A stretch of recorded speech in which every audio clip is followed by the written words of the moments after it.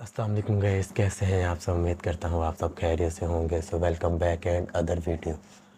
کچھ دن بعد رمضان المبارک آنے والا ہے، تو آج کی ہماری ویڈیو رمضان المبارک کے متعلق ہے کہ رمضان کیسے گزارے. آج کا ہمارا ٹائٹل بھی یہی ہے کہ رمضان کیسے گزارے. یہ بیان مولانا پیر اجمل رضا قادری صاحب کا بیان ہے، جنہوں نے بتایا ہے کہ رمضان کیسے گزارے. ویڈیو شروع کرنے سے پہلے جن بھائیوں نے میرا چینل سبسکرائب نہیں کیا، کائنڈلی سبسکرائب کر دیں اور بیل آئیکن کو لازمی پریس کریں تاکہ ڈیلی کی نوٹیفیکیشن آتی رہے. چلے کرتے ہیں بیان سٹارٹ. رمضان المبارک اللہ تبارک و تعالیٰ کے پسندیدہ ایام میں سے وہ خوبصورت ایام کا مجموعہ ہے جس میں اللہ اپنے بندوں پر زیادہ مہربانی فرماتا ہے. بے شک. ہمارے ہاں بہت ساری چیزوں کو سن سن کے اور بہت سارے معاملات کو دیکھ دیکھ کے ہم سمجھتے ہیں کہ یہ روٹین کی بات ہے، ہر سال روزے آتے ہیں، ہر سال رکھنے ہوتے ہیں. چونکہ یہ بڑا عظمت اور قدر والا مہینہ ہے، لیکن چونکہ خود چل کے آتا ہے تو جو چیز خود چل کے آتی ہے اس کی کئی دفعہ قدر کمزور ہو جاتی ہے. لہذا ہم روٹین کے فضائل سنتے ہیں، روٹین میں اسے لیتے ہیں. میرے عزیز، ہماری محافل جب ہوتی ہیں نا، محافل، تو ان میں نقیب محفل ہوتا ہے. اسٹیج سیکرٹری بھی لوگ اس کو کہتے ہیں، اور بھی کئی ناموں سے پکارتے ہیں. وہ آنے والے شخصیت کا تعارف کراتا ہے، کہتا ہے کہ فلاں صاحب آنے والے ہیں. پھر یہ بھی کہتا ہے کہ وہ بڑے اچھے ہیں، بڑے خوبصورت بولتے ہیں. اب میں فلاں قاری صاحب کو دعوت دینے لگا ہوں. قاری صاحب جو ہیں وہ بڑی اچھی تلاوت کرتے ہیں، بڑی اچھی ان کی آواز ہے اور بڑا اچھا ان کا لہجہ ہے. وہ تعارف کرا رہا ہوتا ہے. پھر نعت خواں کے حوالے سے بھی اس طرح کے وہ تعریفی کلمات ادا کرتا ہے. لیکن لوگ بعض اوقات سمجھتے ہیں کہ ان بیچاروں کی ڈیوٹی ہے، انہوں نے یہ کام کرنا ہی ہے، ان کی ذمہ داری ہے. اور اسی طرح ہوتا بھی ایسے ہی ہے. ہماری محافل کے جو اکثر نقیب حضرات ہوتے ہیں ان کے جملے رٹے رٹائے ہوتے ہیں، وہ انہوں نے سب کو کہنے ہی ہوتے ہیں، وہ کہے جاتے ہیں. لیکن اگر کسی محفل کے اندر نقیب محفل کوئی بہت بڑا عالم ہو، بہت بڑا محدث ہو، شیخ الحدیث ہو، یا کسی خانقاہ کا کوئی صاحب تقوی صالح مسند نشین ہو، اگر وہ کھڑا ہو کے کہے کہ جناب آج میں آپ کو تعارف کرانے لگا ہوں، ایک بہت بڑے علامہ، ایک بہت بڑے صوفی آ رہے ہیں، پھر ہم سمجھ جائیں گے کہ جس کی ہمارے حضرت تعریف کر رہے ہیں وہ کوئی بڑا ہی اچھا آدمی. پھر ہم سمجھیں گے سبحان نہیں، اللہ. یہ روٹین کی گفتگو نہیں ہو رہی، یہ وہ سبحان رسم نہیں جو روز ادا ہوتی ہے. اس میں کچھ انفرادیت ہے، کچھ تخصیص ہے، کچھ اس کے اندر چیزیں زیادہ ہیں. وہ پھر انفرادی طور پر ہم تھوڑا سا اس کو زیادہ درجہ دیں گے. نہیں، حضرت جی کہہ رہے تھے آج میں نے قبلہ سے سنا ہے، آج فلاں شیخ اور صوفی نے فلاں کی تعریف کی ہے، تو بات کچھ زیادہ ہوگی. میرے بھائیوں، مثال دی ہے آپ کو سمجھانے کے لیے کہ رمضان المبارک وہ عزت اور عظمت والا مہینہ ہے جس کا تعارف کسی عام آدمی نے نہیں، رب کریم کے قرآن نے بیان فرمایا ہے اور میرے مصطفیٰ کریم کی زبان اطہر نے بیان سبحان فرمایا ہے. اللہ. سبحان اللہ. بے شک بے کہ نا شک. آنے بہت سے افضل پہلے والا بخاری مہینہ. مسلم میں سبحان حدیث ہے، اللہ. حضرت سلمان فارسی رضی اللہ تعالیٰ عنہ کہتے ہیں رمضان شروع ہونے سے پہلے نبی پاک نے ہمیں مسجد میں بلایا اور خطبہ ارشاد فرمایا باقاعدہ، اور ارشاد فرمایا لوگوں تم پر ایک مہینہ آنے والا ہے جس میں اللہ اپنے بندوں پر خاص قسم کی رحمتوں کا نزول فرماتا ہے. خود سبحان رسول اللہ. پاک نے ہمیں کس قدر زیادہ اس مہینے کا اکرام کرنا ہے اور کس قدر زیادہ اس کو اہمیت دینی ہے اور کس قدر زیادہ ہمارے لیے وہ باعث عظمت ہے کہ جس مہینے کے فضائل خود رسول پاک علیہ السلام نے بیان فرمائے. اور نبی پاک صلی اللہ علیہ وسلم نے فرمایا کہ اس مہینے میں تم نفل پڑھو گے تو اللہ فرض کے برابر ثواب عطا فرمائے، سبحان اللہ. اور فرض کا ثواب اللہ 70 گنا عطا یعنی فرمائے.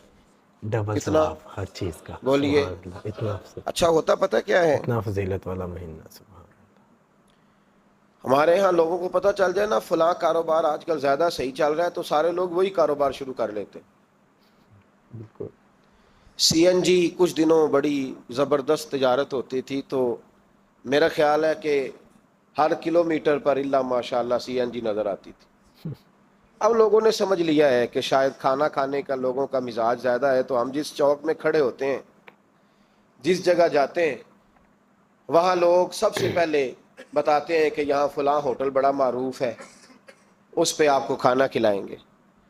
اب ہر آدمی نے ہوٹل کھول لیا، بلکہ اللہ تعالیٰ معاف کرے، ہمارے ہاں تو تعلیم بڑی اچھی تجارت ہے۔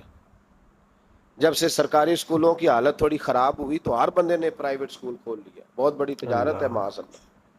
میں کبھی کبھی پریشان ہو اللہ جاتا ہوں کہ وہ قوم کیسے آگے بڑھے گی جو تعلیم بیچتی ہے۔ اور اللہ تبارک و اللہ تعالیٰ مجھے معاف کرے تو ہمارے ہاں تو صحت کا شعبہ سب سے زیادہ تجارت کا حامل ہے، کہ اگر کوئی آدمی اچھی انویسٹمنٹ کر کے کسی اچھی جگہ ہاسپٹل بنا کے کوئی 2-4 اسپیشلسٹ ڈاکٹر بنا لے تو پھر تو وہ بے شک جھاڑو کے ساتھ پیسے جمع کرے، مسئلہ ہی کوئی نہیں۔ ہم یہ کرتے ہیں کہ جو پتہ محسوس ہوتا ہے نا کہ اس جگہ مجھے رمق زیادہ نظر آ رہی ہے، تجارت میری زیادہ بڑھے گی، تو لوگ ادھر توجہ کر لیتے۔ او خدا کے بندو، صحابہ کا مزاج یہ تھا کہ جہاں انہیں پتہ چلتا تھا نا اس نیکی کا ثواب زیادہ ہے تو وہ بھاگ کر اس سبحان نیکی کی طرف توجہ کرتے تھے۔ آپ صحابہ کی سیرت کی کتابیں دیکھیے، حضرت انس بن مالک رضی اللہ تعالیٰ عنہ فرماتے ہیں جب نبی پاک علیہ السلام نے رمضان کی شان بیان کی تو صحابہ کا یہ مزاج بن گیا کہ وہ اپنے سارے کام رمضان سے پہلے سمیٹ لیتے تھے، رمضان شریف سے پہلے سارے کام سمیٹ لیتے، لینے دینے کے معاملات صاف کر لیتے، خریداری ہو جاتی، گھر کے اندر کوئی کام کرانا ہوتا تو وہ رمضان سے قبل کرا لیتے، یکم رمضان کو وہ مسجدوں میں ڈیرے لگا لیا کرتے، وہ سبحان کہتے اللہ، تھے نیکیاں جمع کرنے کے ایام ہیں، نیکیاں۔ بے شک بے شک، دیکھیں نا، سچی بات، سبحان اللہ۔ سب سے مصروف ترین زندگی ہمارے نبی پاک صلی اللہ علیہ وسلم کی زندگی ہے۔ 23 سالوں میں نبی پاک علیہ السلام نے 2300 سالوں سے بھی زیادہ کام کیا، بے شک سبحان اللہ، بڑا مصروف وقت تھا حضور کا، بے شک بے شک، بڑا مصروف۔ ہمارے یہاں نا، میں ایک جگہ پہ حاضر تھا تو ایک بزرگ تقریر فرما رہے تھے، وہ کہہ رہے تھے اب خانقاہوں میں جو اللہ اللہ ہو رہی ہے وہ چھوڑ کے باہر نکلو، اب میدان میں نکلنے کا دور ہے۔ تقریر ختم ہوئی تو میں نے کہا حضرت ناراض نہ ہوئیے گا، ویسے کون سی خانقاہ میں اللہ اللہ ہو رہی ہے جہاں سے آپ باہر نکالنا، تو دور ہی گزر گیا اللہ اللہ کرنے کا، اب تو لنگر شنگر چل رہا ہے خانقاہوں میں، یا باتیں شاتیں ہو رہی ہیں، کیلو کال کی دنیا ہے، مستی اور حال کی تو کب سے چلی گئی، کم باذن اللہ جو کہتے تھے وہ رخصت ہو گئے، خانقاہوں میں مجاور رہ گئے یا گور کن۔ اب تو کہاں، اب کس کو آپ کہہ رہے ہیں کہ اللہ اللہ چھوڑ کے باہر آؤ، کون اللہ اللہ کر رہا ہے، اللہ ماشاء اللہ ہے، حال ہی کوئی نہیں۔ اسلام فقط اللہ اللہ کا مذہب نہیں، نبی پاک صلی اللہ علیہ وسلم نے کہا لا رہبانیت فی الاسلام، میرے اسلام میں رہبانیت کا کوئی حصہ نہیں۔ ایک آدمی جا کے صرف مسجد میں بیٹھ جائے، حقوق سارے چھوڑ دے، بال بچوں کو بھول جائے، اسلام اس کی حوصلہ افزائی نہیں کرتا، حوصلہ شکنی کرتا ہے۔ وہ والی صوفی کا درس حضور نے نہیں دیا کہ مسجد میں بیٹھو اور بس مسجد میں بیٹھو، خانقاہ میں بیٹھو، بلکہ نبی پاک صلی اللہ علیہ وسلم ہمیں بدر میں بھی نظر آتے ہیں، حضور خود جنگ کا لباس پہن کر ہمیں احد میں دکھائی دیتے ہیں، نبی پاک صلی اللہ تعالی وسلم ہمیں خندق کے موقع پر ہاتھ میں کدال پکڑ کر نبی پاک علیہ السلام ہمیں کھدائی کرتے ہوئے نظر آتے ہیں، مسجد نبوی تعمیر ہو رہی ہے تو حضور ہمیں خود اینٹیں اٹھاتے ہوئے دکھائی دیتے ہیں، سارے کام حضور نے کیے ہیں۔ لیکن میرے بھائی یہ یاد رکھو، اگر بدر میں جانا میرے نبی کی سنت ہے تو غار ہرا میں چپ کر کے بیٹھ کے اللہ اللہ کرنا یہ بھی میرے نبی کی سنت ہے صلی اللہ تعالی علیہ وسلم۔ اگر احد میں، خندق میں، حنین میں، میدان میں رہنا حضور کا طریقہ ہے تو غار ثور میں 3 دن اللہ اللہ کرنا بھی نبی پاک کا ہی طریقہ ہے۔ اگر سارا دن تبلیغ کرنا حضور کا طریقہ مبارکہ ہے تو ساری رات مصلی پہ کھڑے رہنا، اور صحیح مسلم میں حضرت عائشہ فرماتی ہے کہ قدموں پہ ورم آ جانا یہ بھی تو میرے نبی کا طریقہ ہے نا، تو میرے بھائی اس کو کون اپنائے گا؟ مصروف ترین زندگی نبی پاک کی، اس کے باوجود اللہ کے رسول ہر سال 10 دن کا اعتکاف کرتے تھے، ہر سال۔ ایک سال جہاد پہ گئے تھے، اعتکاف نہیں ہو سکا، اگلے سال میرے نبی پاک نے 20 دنوں کا اعتکاف فرمایا، پچھلے 10 دن کا۔ میں نے ایک بزرگ کی تعریف کی، ایک اپنے بڑے پیارے میرے محبت والے دوست ہیں ان کے سامنے، میں نے کہا یار یہ بندہ بڑا 4 سال اعتکاف کرتا ہے، تو انہوں نے ترجمہ کر دیا میری بات کا، تھوڑی سی تشریح کر دی، کہنے لگے ماشاءاللہ فارغ ہو گئے، اب بچوں کی شادی ہو گئی، اب فارغ ہیں۔ تو میں نے کہا کہ آپ یہ کہنا چاہتے ہیں کہ جو فارغ ہوتا ہے وہ اعتکاف کرتا ہے؟ آپ یہ کہنا چاہ رہے ہیں؟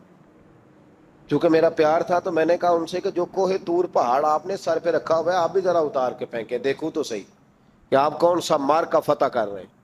کس طرح کا ہمارا رویہ ہے، کس طرح کی ہماری سوچ۔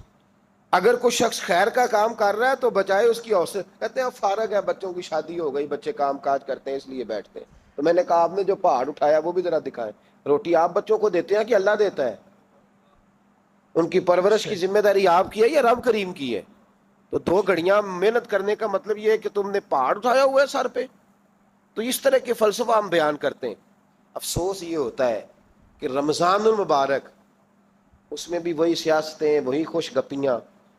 میں تو دعا مانگتا رہتا ہوں کہ اللہ روزوں میں کوئی الیکشن نہ آئے، آپ بھی آمین کہہ دیں، ورنہ وہی مصیبتیں، وہی جھوٹ سچ، وہی دروازوں پہ وہی۔ خدا کا واسطہ بس کر دو، رمضان شریف ہے، ٹھہر جاؤ ذرا، کیا ہو گیا ہے؟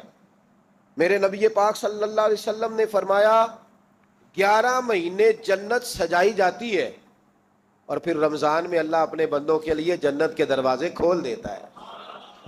1 گھنٹہ پہلے صفائی کرتے ہیں مہمان نے آنا ہو تو، 1 گھنٹہ، ورنہ بچے دوبارہ سے پھر چیزیں بکھیر دیں گے۔ 1 گھنٹہ پہلے صفائی ہوتی ہے، لمبی نہیں، لیکن میرے نبی پاک نے فرمایا رمضان کے لیے رب کریم 11 مہینے جنت کو سجاتا ہے۔ چھوٹی بات ہے، روزے آ گئے، معمولی حیثیت ہے۔ ہم لوگ انہی معاملات میں، میں منع کرتا ہوں، ہمیشہ منع کرتا ہوں، آپ کو ہر سال منع کرتا ہوں، میں پابندی سے 1-2 اخبار ڈیلی دیکھتا ہوں۔ میرا ناشتہ نہیں ہوتا جب تک اخبار نہ ہو، چونکہ بزرگوں کا فتویٰ ہے جمعے کا خطبہ وہ دے جو عالمی حالات سے باخبر ہو۔ ہم کوئی رسمی تقریر نہیں کرتے کہ لوگوں کو کہیں کہ روزے آ گئے تو کون سا مہینہ چل رہا ہے تو مہینے کے حساب سے خطاب ہو۔